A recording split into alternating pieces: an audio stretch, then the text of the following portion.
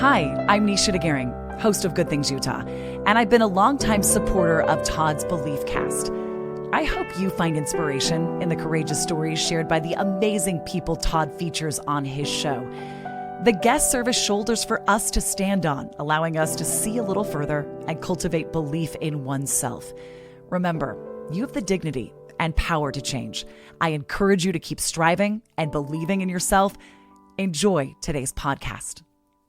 Welcome back, everybody. This is Todd Sylvester with the Todd Inspires Belief Cast. Thank you once again for tuning in. You guys are amazing, as always. I feel so grateful that you guys believe in what I'm doing. It really means everything to me. And it really isn't me, though. It's the amazing people I bring on. And I just think people are astonishing. The things that they've gone through, how they've overcome. It's a great testament to all of us that we can do anything. But we all need each other at the same time, and that's why I'm doing this. And so thank you, like I said, for just always supporting this. I want to give a shout out to my sponsors, Elevate Wellness and Aesthetics, Morii Nutrition, Wasatch Recovery, Thread Wallets, and Craig Swapp and Associates. They're a brand new sponsor. Thank you so much. These guys are really helping me push this out and with their support. And then the music you heard at the beginning of the podcast and the end is by my good friend Paul Cardall. He's an award-winning pianist.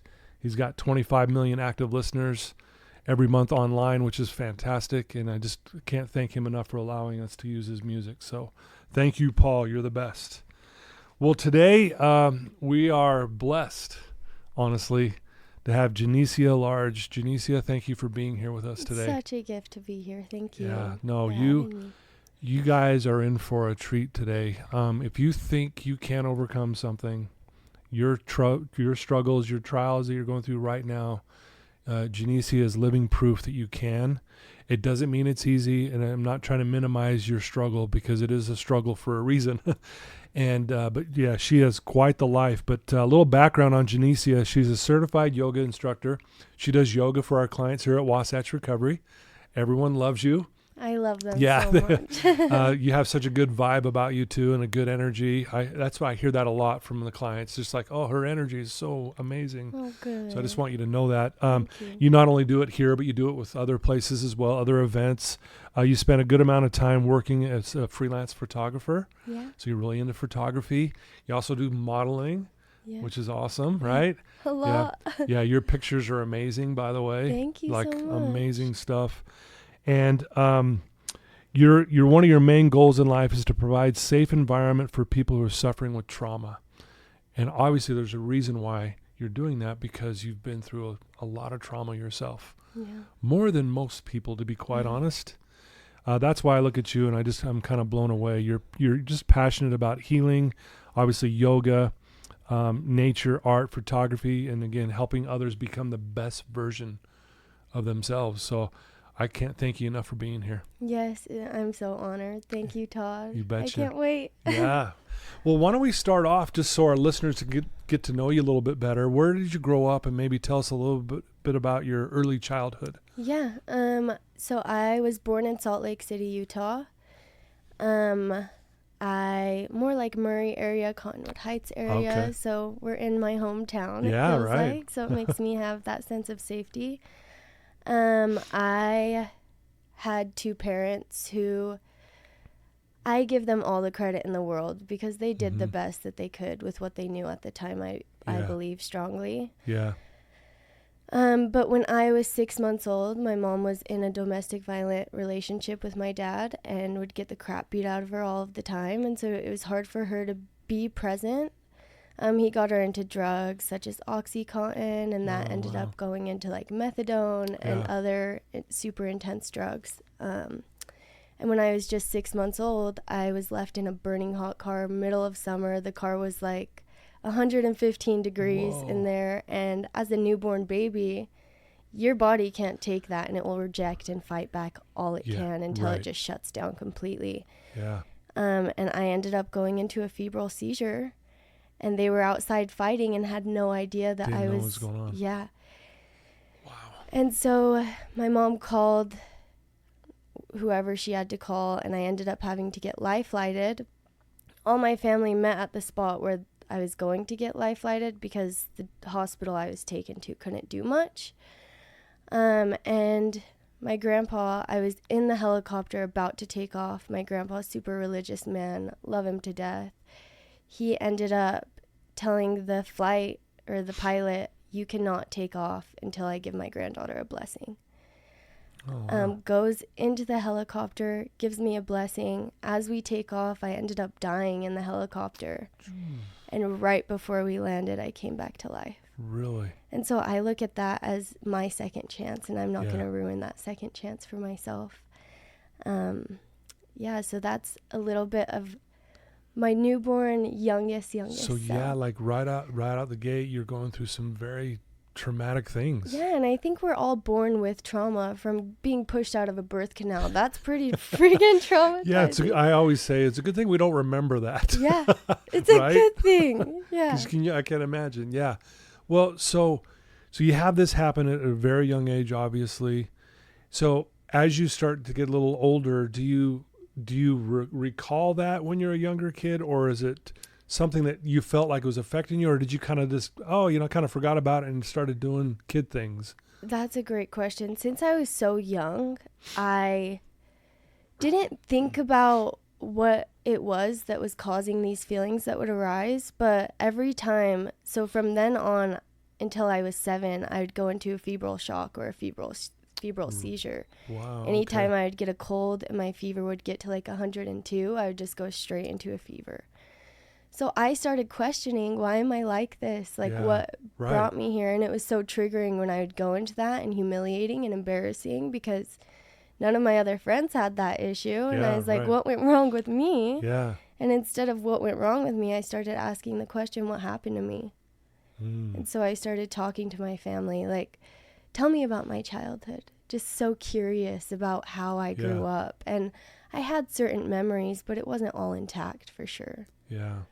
So are you still with your parents at this time? Because I know that obviously they were in active addiction and obviously fighting and going through some really...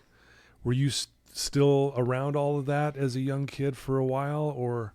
Yeah, so I was around that for a while, I would say. When I turned 4 or 3, I was 3, I ended up getting taken away from my parents just because child services did not think it was a good fit, which 100% agree. If you're in that situation, please get the help you need. Yeah. But so when I was 4, I moved in with my grandma, the one that I currently live with now. I'm kind of helping her. So you're still with her. Oh, wow. Yeah, so I kind of moved all around. So I started with her. Okay.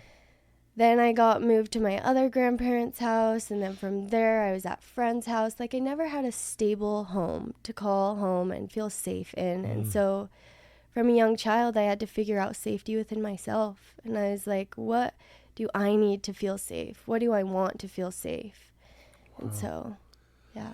Wow. Well, speaking about safe, and I know we're going to get into some heavy things here, and for you guys listening, I mean, we're going to talk about some really serious stuff, but I think it's important because it's really a part of your story, and it's how you ultimately found safety in yourself, as you're talking about. I know that you went through some, people who took advantage of you, abused you. Kind of, if you're okay with it, if you could share kind of what happened there along. I mean, already we're hearing some really tough things, but it got worse. Yeah. So the start of me getting taken away was obviously getting left in the car. But from there, I went home to my grandma's house one day, and I was having like terrible discharge. And like, as such a young child, like, it was discolored, like something wasn't right. And she was like, hey, is your dad like touching you inappropriately at home? And I was like, well, I just thought that was love. Like, he just loves me. Yeah, you didn't know. You're a kid. I didn't know better. Yeah. And so then I went to the doctor, and they were like, she's being sexually abused. And so then from there, of course, my oldest brother, that's what he saw too, and that's how he was treated. So he took that and was like, that's what love is. So for my dad, when I was 7, it went from my dad raping me to then my older brother raping me. Oh, wow.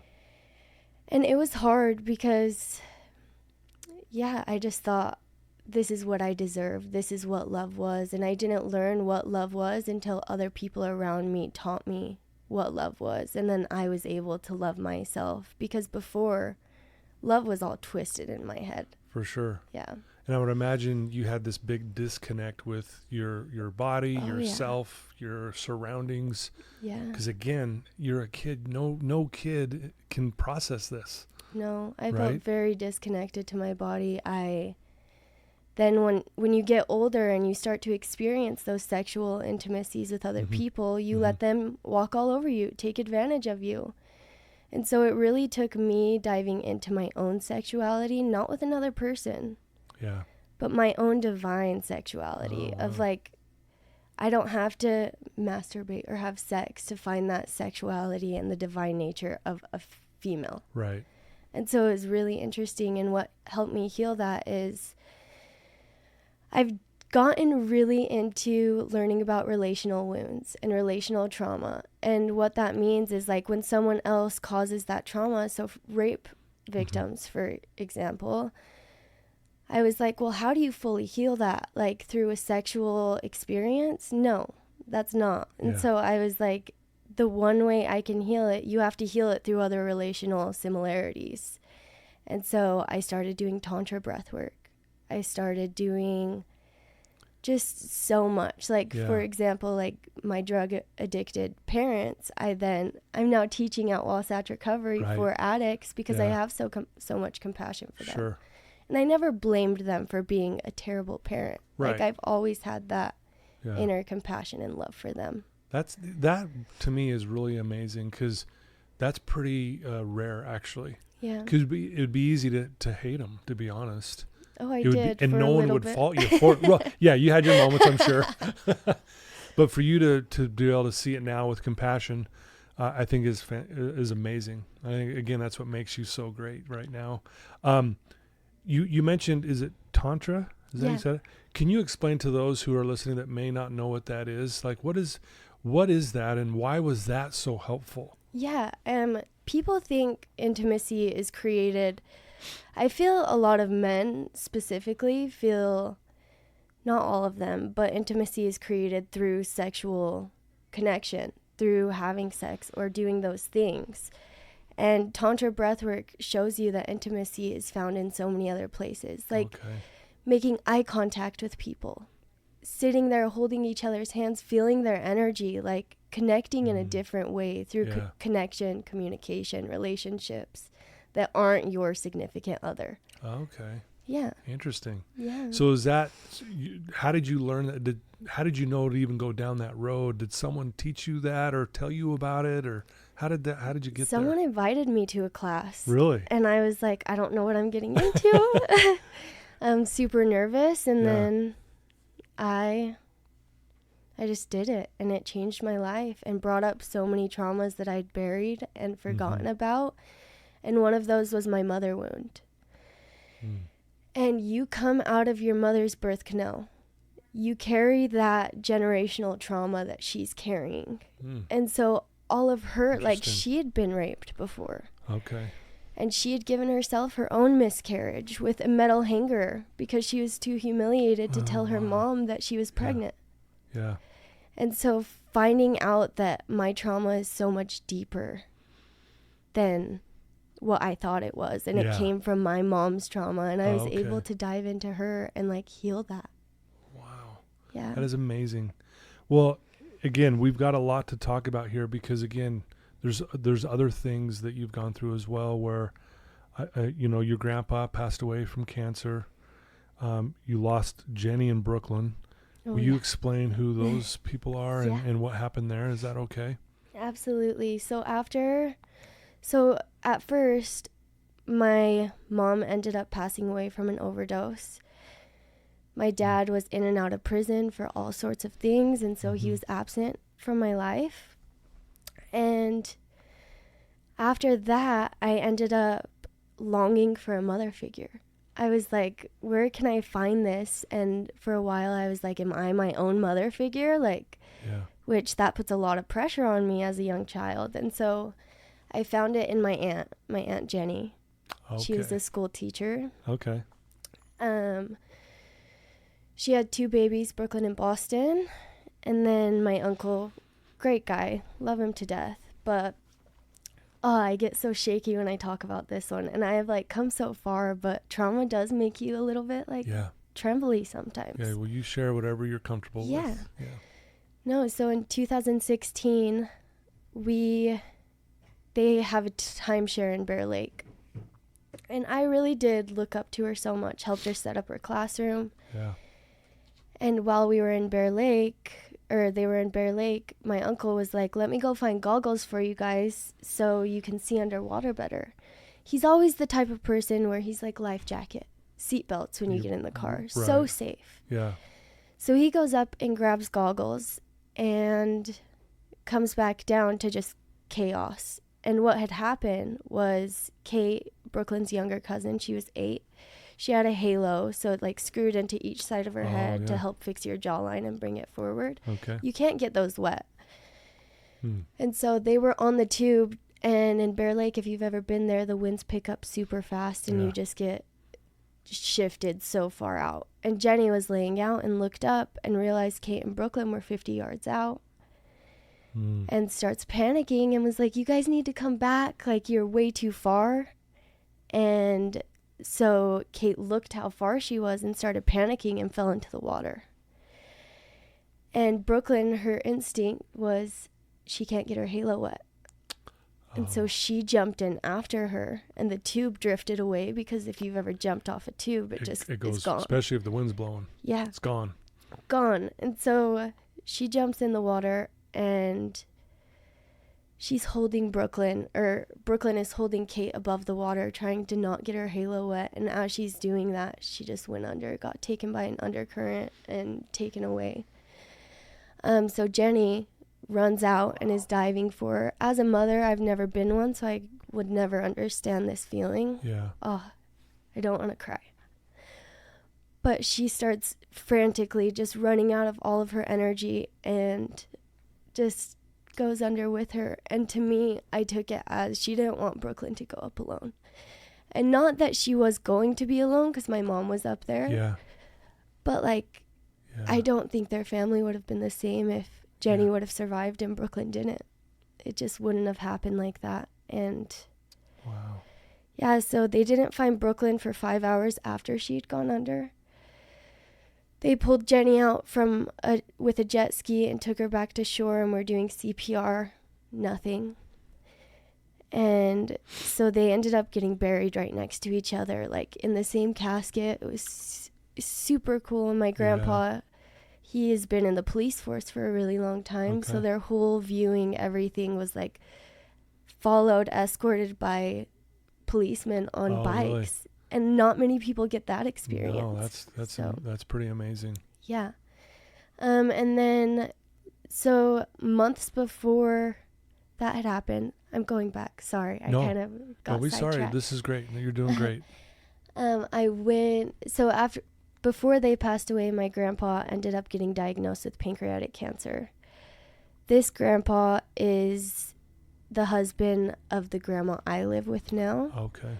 So my grandparents got divorced before I was even born, when my mom was a young child, got remarried. So the grandma I live with now is like blood to me, at least.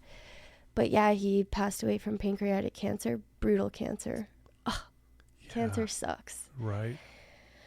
So after that, I went apeshit. And I got into so many awful things, got in the wrong group of friends. How old were you at this point? I was 17. 17, okay. Junior year. So when Brooklyn and Jenny passed away, and my grandpa, so much happened in 2016. And before I go to 17, I guess, in 2016, we lost both my grandpa's parents, my grandma that I live with, her parents, and then my grandpa, then Jenny and Brooklyn, and then my other aunt Jill was trying to get custody of her son at that time. Mm-hmm. And he was an awful human being, and ended up following her one morning on her way to work and pulling up behind her at a stoplight, like right next to her neighborhood. And when she stopped, he got out of his truck with a shotgun, walked up to the window, and shot her 3 times in the head with a shotgun. All in 2016. Whoa. And so I think after that, now I can go to, I just went downhill. I couldn't hold that in anymore. I can't even, I'm blown away because, yeah, understandably so, why you started acting out the way you were, because your whole world already, even, I mean, it already was going through a lot. And then you add all of this right then. I don't think anyone can handle that much. I don't care who you are. It was a lot. I agree with that, though. And I think Wow. you're valid for acting out of hand. Yeah. When you go through that. And so I got into the wrong group of friends, started doing drugs, drinking a ton, sloughing school, almost didn't graduate and didn't pass my junior year because of it. And excuse me. So then my junior year, I had just a reality point, and I was like, this is not who I want to be. Yeah. And what do I need to do to get out of this? And so I started going to therapy, and I decided I'm transferring schools. And so my junior year, I had that much self-awareness to realize I need to transfer schools, so I ended up going to Brighton. Okay.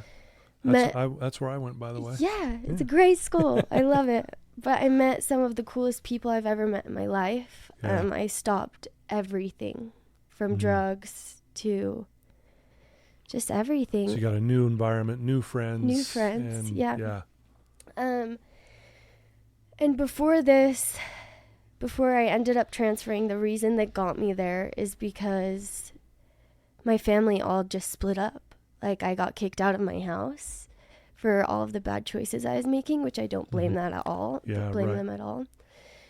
And so none of my family were really on good terms with me. And I also think grief creates anger and resentment and pushes the things you need the most out of your life. And I met this family in high school while I was doing competitive cheer. I've done that my whole life, and thank you to everyone who has helped me fund that my whole life, because it's not cheap. Oh yeah, that's an expensive sport to be doing. Yeah, and so I had help from family, friends to let me do that. And in high school, I met this family. They're the Olsons. I won't say their names, but they had also lost their mom, and their dad was just like, I know what she's going through, and just took me in. Like, it saved my life. I ended high school with a 3.6 GPA. That's amazing. Because of them. Like, he put new tires on my car, made sure I was safe, gave me gas money. Like, just such a gem of a human. Yeah. And I think when people are going through that, and you have the energy and capacity to help them, you could save someone's life. Yeah.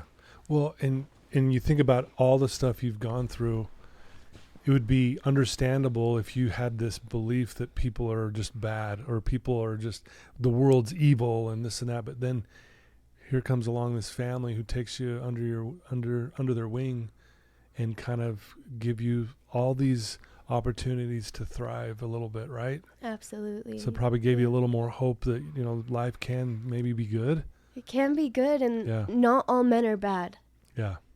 I had this thing of like unhealed version of myself of men suck, men are the worst. Yeah. And then I was taught differently through good men. Again, relational wounds heal relational traumas. Yeah. Oh, I'm so shaky. I know you're shaking. Are you doing okay? Yeah, I'm good. Okay. I'm going to take a drink. Yeah. Get that for you. If you need to slow down, you can just let me know. Okay. Because we can slow down. No, but you're doing great, and I appreciate you sharing. Yeah. It's really brave of you. I feel like once I get halfway into it, then I'll be fine. Yeah. And then it'll just be like, yeah, no, chill. You're doing great, but we can go as fast or as slow as you need to go, okay? And you can cut these out, can you? What's that? Can you like snippet this and cut things out? Yeah, but I don't cut anything out. Oh. Yeah. And you want to know why? Because we're just having a real conversation, and we're just going to keep it real. Okay. Okay. And that those helps me feel better. those listening right now, hey, you know what's funny too, Janecia? I'm glad you said this.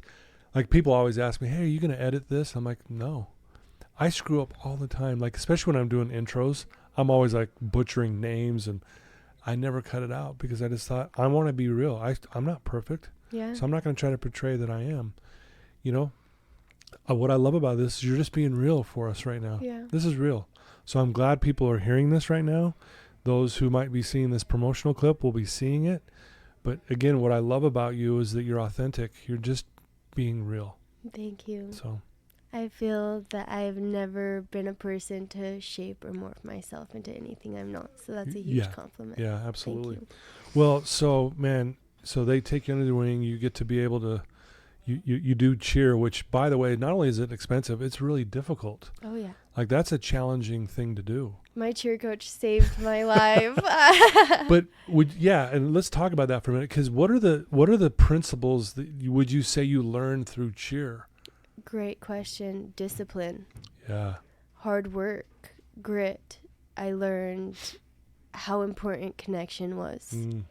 How important it is to have people cheering you on and being proud of you, and just a team that is so loving and you can relate in at least one way with them. Yeah. When growing up, I felt like I could relate to nobody, and I was the black sheep of my family. And so cheer helped me find that community that I was longing for. Wow, that's amazing. Yeah, my daughters did drill and dance company, and I just watched how hard they worked. Yeah. And the dedication, morning after morning after morning. They'd get up early before school, and they'd have to practice after school. Oh, yeah. And I thought, you guys work so hard, and it was just so awesome to watch them grow in that discipline you're talking about, and the grit. And they learned they could do hard things, and so on and so forth. That's why I asked that question, to see. And I'm obsessed. I don't know if you listen to Glennon Doyle's podcast, We Can Do Hard Things. Yeah, she's awesome. Yes. It also helped me realize, like, oh, wait, I've done hard things and I still can do hard things. Yeah. Absolutely. Well, I mean, again, you found, I think at one point you were even homeless. Yeah. Right? I mean, talk about that for a minute. What happened there? Yeah. I was practically living out of my car. I didn't have a job, and so I would go into Target, not the same person, but I felt like I had no hope or no purpose at this point. Mm-hmm. I'd go into Target, load a cart up with food and everything I needed to survive, and just walk out. And one day I got caught. And that made me realize that I have to work for what I want, and it doesn't matter. I cannot ever victimize myself for what I've been through, because that's not what people see. It's how you present yourself in the world and how you overcome that, instead of like holding that victimized mind state. Like, oh, this happened to me. Like, I can act like this. Did you come to that realization on your own? Did it just kind of click, like as if you just realized that? Or were you coached in that area? Were you counseled? Yeah, I think. Because that's impressive. I think that experience alone made me realize that I had to work for it. And it wasn't just going to be handed to me ever. That's a gift, right? Yeah. Even though that was a probably hard thing to go through in that moment. Yeah. But what a gift. So I know you've been through a lot. We could talk more about that, but I think what I'd like to do too, let's kind of shift a little bit, because here you are now, this yoga instructor. Your whole purpose is to help people live their best selves, find a safe place with the trauma maybe they've been through. I mean, the list goes on, all the good you want to do. Yeah. So let's talk about what led you to doing what you're doing today. Obviously, I think we already kind of know, but will you share that transition of where you decided, I'm going to start playing big despite what I've been through? Absolutely. What got me to the point I knew I needed transformation was recognizing my trauma and grief made me feel that I had to be perfect to be loved and accepted and heard. And so I went down this rabbit hole of like doing amazing at cheer, being the perfect person in my class, getting those straight A's, like trying to prove myself and people please to get there. And I realized that I can love and accept myself despite what I've been through. And if other people want to meet me there, then they can. So coming to the realization of you don't have to be perfect to be loved, that was like a number one thing. And I found that through yoga, my yoga training. Okay. And in yoga training, it's not just learning poses, not just learning dialect. It's all, how can you improve yourself? How can you heal the wounds that you haven't already healed, and dive deeper into that, even though I don't believe any one person can ever be fully healed. Yeah. I think it's a constant learning process. Right? Totally. Yeah. We're always learning. Yeah, that is so true. And what a beautiful message for anyone listening, that you don't have to be perfect to be loved or lovable. Yeah. I mean, and I think some of us... What is perfect anyway? What does that even mean? Yeah. Matter of fact, that might not even be good. No.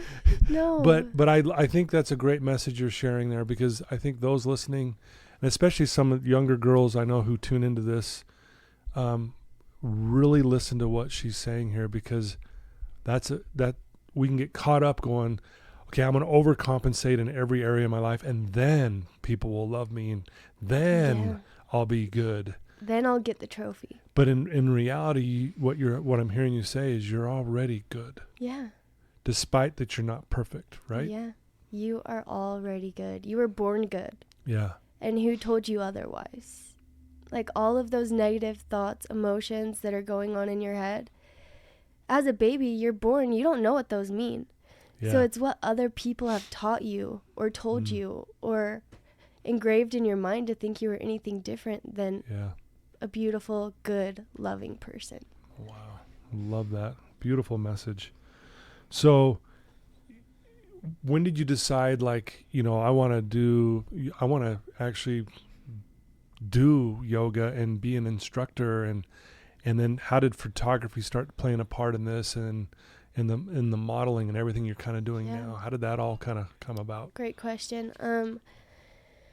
I believe that once you experience trauma, it doesn't fully come up for you until the 8-year mark. And so at that 8-year mark of everything, I would have a panic attack every single day.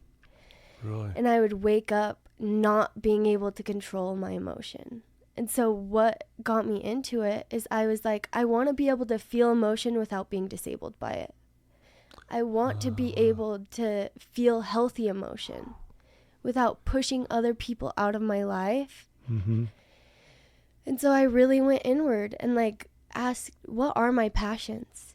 Okay. You can't get anywhere without passions, I've learned. And I mean, you can, but you're not going to feel fulfilled because you're not doing what enlightens your being and your soul and enriches your life. And so I was like, what am I passionate about? Yoga, meditation, helping people, being active. And so I just really dove into that because I wanted to be, because I know there's a lot of people who can't control their emotions, and that's okay. Yeah. But what can you do to work on that? Right. Don't just sit in that, I can't control myself. Right. You're in control, and you create your own destiny. You manifest that for yourself. Yeah. And you understand that because of what you've been through. So you're able to see it in others and show them some compassion and say, hey, let's show you the way out of that, if you will, or to show you how to deal with that better. Yeah. And my whole life, people would try to prescribe me with antidepressants, drugs, all of these other things to help that. And I refused because I lost my parents. And so I was like, no, this is my work that I need to do through breath work, through just realizing that your breath, I'm going to take a deep breath right now. Okay. It's the first thing to come to you when you're born and the last thing to go with you when you die. Wow, I never thought of it that way. Yeah. And it can save you from so many things. And so I just started breathing. And when I get stressed, I just breathe. Everything will be okay. Yeah. Yeah. Wow. Simple, but yet powerful, right? It is, yeah. Yeah.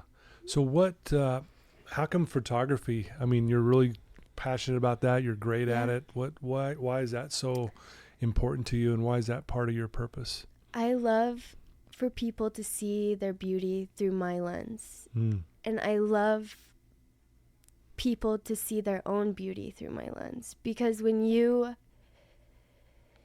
I love just creating a moment and a memory that lasts a lifetime. Mm-hmm. Because if you've ever been in a state where a lot of women experience body dysmorphia, Yeah.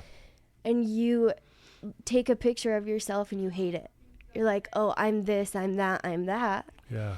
But when you have a photo and you go back and you're like, I was so beautiful. Why was I so hard on myself? Yeah. And that's why I do it. To show people that there's okay. beauty and growth and aging and everything. Yeah. Now, you also do modeling. And I think, and I'm just maybe speaking for some people, I don't know, where they might think, how does someone go through what you've been through, get to a point where you're comfortable with, again, because remember, you disconnected from your body and everything because of the trauma and the abuse you went through, right? It almost is like, oh yeah, watch me. I'm going to now model, if you will. I mean, that, you know what I'm saying? Like, it seems like that would be really difficult to do based on what you've kind of been through. Yeah. Am I on the right track here? Absolutely. This makes me so happy you brought it up, because one of my aunts, I was taking senior photos, and she looked at me and she goes, you're so unnatural. You could never be a model. Really? That drove me so hard. And I was like, oh, I can't? Watch me then. Yeah. So you took it as a challenge almost. Yeah. Yeah. And then I was like, I would hate every photo taken of me. And then I was like, what can I do to love myself and how I look? And the one thing that got me through that, and I don't think we're ready to hear things until we're actually ready to listen to them. Yeah, I agree. And so I asked myself, why can't I love myself if I was born this way? I was born this way. I have no choice of what I look like, who I am, but I can learn to love those things. And I was born with it, and I can accept that. Yeah. And instead of being like, I was born with this and it sucks, well, I was born with this and I love this about me. I love that. That's a great way to look at it. Yeah. You know, that's awesome. You know, is it fair to say now you can honestly say you love yourself? Absolutely, 100%. And if you wouldn't mind, talk about what that means. Yeah. And how does someone who maybe doesn't love themselves, how do they get there? Like, so can you kind of share how you got there and what that actually means to love yourself? Absolutely. Think of how you love your child. Mm-hmm. Think about the unconditional joy and everything that you give a child, whether it's nurturing them, bathing them, giving them food, or doing their hair, or you would love them even if they drew on your wall, right? Yeah. So why can't you love yourself for all of the mistakes you go through and all of those things? So I just go back to, don't be your own mom, because that's impossible. Right. But find people in your life who love fiercely. And finding those people who can love teaches you what love actually is and the true meaning of love. And love means something different to everyone, but to me, love is everything. And so if I can love nature, I'm then loving myself. Oh, okay. I like that. Yeah. Because we are all connected. We are. Yeah. I believe that. I do. You know, I think you also you have a high emotional IQ. Would you agree with that? Absolutely. Yeah. When it comes to logic, Todd, so I go for very logical men. Hey, because you're not perfect. Yeah. I'm not. I will never be perfect. But it's, you know, I know you believe it's possible for you to be victorious over any obstacle. Yes. And again, you're living proof of it. Here you are sitting here with me right now. Like, you made it. Think about everything you've been through. Here you are. You made it. Yeah, you could Doesn't be mean the victor of your story. Yeah, you still obviously are dealing with some things, and sometimes you have to face some trauma things in here that come up from time to time. But at the same time, you're here. I'm here. Like, you're a walking miracle. Like, you made it through that. Like, if you were to understood, okay, here's what you're going to be going through over the next 20 years, you'd be like, excuse me? No, thanks. You wouldn't sign up for that ever. Right. But now we can look back a little bit, and man, you've made it, in the sense of here you are now thriving and really trying to make a difference, not only with yourself, but in everyone you come in contact with. Yeah, absolutely. And I feel trigger is such a widespread word used these days. That's why I didn't say it. Did you notice I didn't say it? You didn't. I didn't want to. Someone once said, instead of trigger, call it negative emotion. Yeah. But I'm like, not all triggers are negative. Yeah. And so then I was That's a good point. Instead of labeling it as a trigger, I am going to start labeling it as a feeling I'm feeling in that moment. And through therapy, I've learned certain tactics and skills to exercise that part of me, to know what I need in that time. And comfort is wanted differently from everyone. Yeah. And so for me, comfort, I love to just sit with myself, go back to my breath, maybe rock myself like a child. Yeah. Sit in a ball. And I don't like to be disturbed, because I know how powerful my mind is. And if I trust myself enough, then I can get through anything. Wow. But if I have no trust in myself, who else is going to trust that I'm going to be okay? Yeah. And I don't want other people to worry about me, because I know I can do it. Yeah. And yeah, asking for help is super healthy. When you need it, ask for help, call a friend. I need advice. Yeah. Honestly, though, I think you give yourself the best advice possible. And yeah. Yeah. Rumi, the 13th century Persian poet, would agree with you. I love her. Right? Yeah. There's a quote that goes, you suppose you are the trouble, but you are the cure. Yes. Yeah, and that's what reminded me when you said, right? Isn't that beautiful? I have chills. Yes. Yeah. And really, I love what great insight you have. Honestly, it's beautiful. Oh, thank you. What do you think of this? And I think I know your answer, but I'd like to hear what your thoughts. Life happens for you. What do you think of that? Yeah, I love that. I don't think life happens to you. A lot of people sit in that state of, this happened to me. Life has happened for me. It's my greatest gift. It has led me to some of the greatest challenges, the conflicts that made me who I am. And we all need conflict. You can shut it down as much as you want, but we all need it to heal. For sure. And yeah, I am the victor of myself and of my story. And so I get to create what I want to make out of it.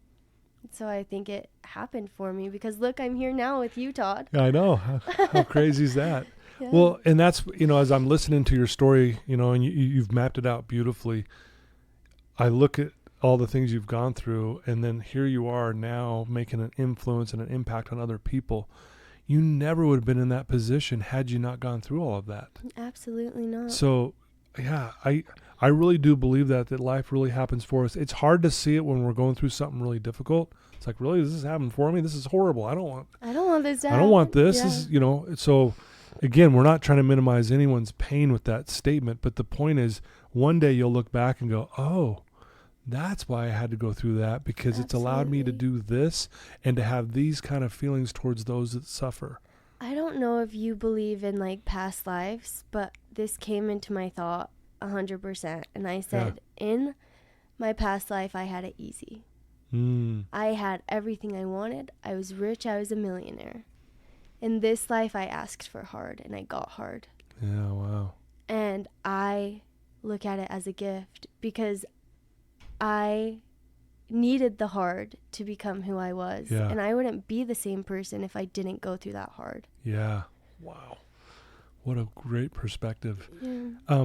I hope it's okay. This reminds me of someone who I had on my podcast. Absolutely. Can I share just a little snippet of this? Please do. So his name was Chad Foster. He wrote a book called Blind Ambition, and the subtitle of his book was Going from Victim to Visionary. And on the podcast, he talked about when he was in high school, he came down with a rare eye disease, and by the time he was 20 years old, he was completely blind. And he did what we all do. He got depressed. He was mad at God. He was mad at the world. He was mad at himself. I mean, and he just thought, I don't want to live like this. I don't want to. I mean, he was completely blind. No shadow, nothing, black. And he just thought, I can't do this. Well, then he said to me, he goes, Todd, I had this epiphany. As if the universe was speaking to his soul and said, man, you could live another 50, 60 years. That's a long time for me to be bitter. And then he goes, I realize I can change the story of why I went blind. Because the current story was, this isn't fair. I must have done something wrong. I'm worthless. I'm unlovable. The story, right? And then he goes, this is what I changed the story to. I went blind because I'm one of the rare few on this planet that is strong enough and powerful enough to overcome this, so I can be in a position to help other people. I was like, dang. And then he said, and I'm now, because of that story, I'm happier now that I'm blind. Oh my God. And I challenged him, Janecia. I went, are you sure you really are happier that you're blind? He goes, Todd, I can see better now that I'm blind. Okay, I'm so happy you brought this up, because one of the last things my grandpa said to us when he passed away, he wrote it down, and my grandma is into ornithology, super bird, like we grew up bird watching. Yeah. She loves nature, super in tune with nature. I think she was born on mushrooms, like, not even kidding. But she's never done that, like. Right, but my grandpa that's great. before he died, he said, before I met you, I was blind, and you helped me see. Whoa. And other people, like I said, other people can show you how to love. And same with anything in life. Yeah. Like, you can be blind from healing. You can be blind from nature. You can be blind from knowing how to love your kids the correct way. Yeah. But unless sure. you're taught that, Yeah. or someone else changes that perception inside of you, you'll be blind until you can see. Dang. I love that. Yeah. That was so good. Yeah, that was cool. Thanks you for sharing. Yeah, you bet. And thanks for sharing as well. Yeah. This has been great. I So love good. this. This Me is so too. good. You know, there's a lot we could talk about, but I want to ask you this question. If there's someone listening to your story right now who is in a bad place, they're in a dark place, they're struggling, they feel lost, they're not sure what to do. You've already given some great advice, but what would you tell that one person right now who's listening to your voice right now? Oh, that's such a great question, and everyone needs to hear something different for themselves. But what really helped me is it will all pass. It will all be okay in the end. Like, sit in that sorrow, sit in that pain, feel. In order to heal, we must howl, cry for help, like, do those things and let yourself feel the dark. Because if we can't feel the dark, and if we disassociate ourselves from feeling that dark and just pretend like we're happy all the time, then we're not going to learn to love even our darkest parts, or learn to have compassion for those dark parts. And like my inner child, I had to do a lot of inner child work to go back and say, hey, I see you. I love you. I'm here for you. I protect you now. But if you feel unsafe with your youngest person inside of you and your oldest one, it's so hard to get out of that darkness. Right. Yeah. Like, meet your dark side where he is or she is. Yeah. Because that is a part of you, and that is also beautiful. Yeah. Great advice. I love you said you can't heal unless you howl. In order to heal, we must howl. Yeah, sorry, I butchered it. No, But that's yeah, okay. I tried. You did great. It was so close. Yeah, Same it was thing. close. Same thing, right? But no, I've never heard it said that way. And I don't know if you'll remember this guy, Mr. Rogers, who was a guy on PBS children's show back in the day. Anyway, he's now passed. Okay. But he had this his name's Mr. Rogers. And anyway, they had a documentary on him, and he had a statement that said, if you can mention it, you can start to manage it.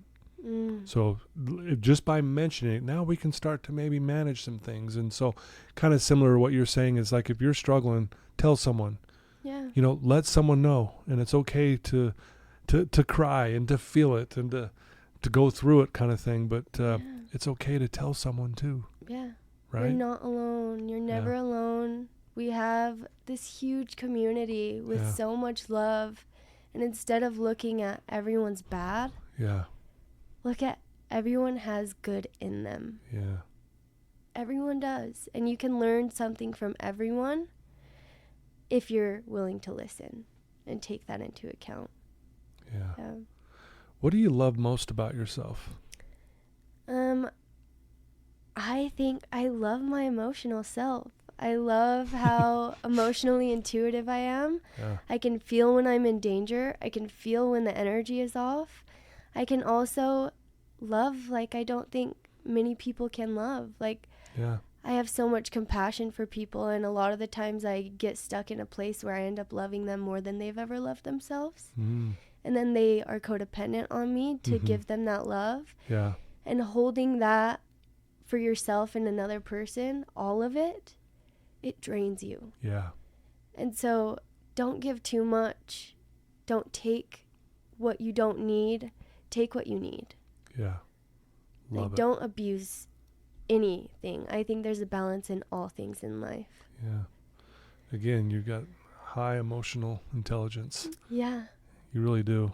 High spiritual intelligence. Yeah, thank you. And you gained all that because of what you've gone through. Yeah. Yeah. Anything else you'd like to add before we wrap that up? One more thing, question for you. Do you think people are born with empathy? Or do you think they learn it over time? Or do you think it's both? My initial answer would be both, because I think when we're born, like I have 2 grandchildren, okay? When I see my granddaughter walk into a family party, I start to cry. And obviously the logical reason would be it's because I love her, right? Because she's family and she's my grandchild. But the real reason why I get emotional is because when I see her, she reminds me, oh, that's me. Oh. The loving, kind, understanding, forgiving, passionate, courageous, strong, that's her. And it reminds me, Todd, you forget sometimes that's you. Yeah. So that's why I think empathy is in our bones and in our DNA, but sometimes we have to go through something really difficult for empathy to be charged and turned on, if you will. Projected, because you have a ton of empathy towards people, but it's because I think it partly, not only is it part of you, but you went through hell. Yeah. But it allows you now to go, oh, I know why you're struggling. I have empathy for that because I've been there. And do you think when someone grows up in a non-empathetic home, do you think they are just taking after what they know? Yeah, I do. I think we're a product of our environment. I mean, think about your upbringing. I mean, it started when you were a baby. I mean, no wonder you struggled. I mean, how could you have not? Yeah. It's no wonder you went through what you went through. I think, I often believe this, that we don't lose these things that we're born with. We just forget we have them. So you didn't lose anything. It was blocked from you because of the stuff you had gone through. Yeah. See, you're now recognizing, oh, that goodness has always been there. Absolutely. That beauty's always been there. That love and compassion and understanding has always been there. Yeah. It just got blocked out for a while. You forgot it. Yeah. And we all go through a period of forgetting. So again, I think it's in our DNA. I think it's in everything that we do. That's so beautiful. And that's why I really appreciated when you said love is everything. Love. If I love nature, now I'm loving myself. Mm-hmm. If I love this other person, I'm loving myself. If I love just the beauty of my work, I'm loving myself. Yeah. And I thought that was really profound when you said that. I was like, dang, that really makes a lot of sense. I love that. Yeah. Thank you. Yeah. Thanks for asking me some questions. Yeah. Wasn't expecting that. I love that. Yeah. Thank you for answering with such vulnerability and wise words. I Thank love you. that. Yeah. Thank you. Well, if there's someone out there that wants to reach out to you and get to learn more about what you do, or even hire you to be their photographer, or join some of your yoga events, what would be the best way for them to do that? Follow me on Instagram. Okay. I don't know if you attach it on here. Yeah, I'll put it on the show notes for sure. But let us know what that is, and spell out your name so they know. Yeah, so it's _ JANECIA and then AHL _ My full name is long. I go by Jay, so don't let it intimidate you. Yeah. But my first full name is Janecia Large. Yeah. And so I'm like, just call me Jay. Yeah, Jay's good. Makes me feel safe. You feel safe. Yeah. Yeah, that's a beautiful name, by the way. Thank you. Yeah, it really is. And if you want to email me, I would love that. And it's janecia.large@gmail.com. Okay. We'll put those in the show notes so people can get to you. And I encourage people, especially those who are, especially some of maybe parents listen to this. If you have a daughter who is struggling emotionally for whatever reason, we don't care. Have them reach out to Janecia, and she can help them out, and maybe show them the ropes a little bit. And so I would encourage you guys to do that. I'm constantly learning, so you reaching out to me is my greatest teacher. And yeah. Like, seriously, I feel the same. I mean, I learned so much today just listening to you. I'm just like over here going, my goodness. But you learn a lot about yourself too when you ask and reach out. Yeah. So yeah, please do. Do you ever watch Ted Lasso? Oh, that might be one of my favorite TV series. So there's a scene, you'll probably remember this, where he quotes Walt Whitman. I don't think Walt Whitman actually said this, so we'll give it credit to Ted Lasso, but he said, be curious and not judgmental.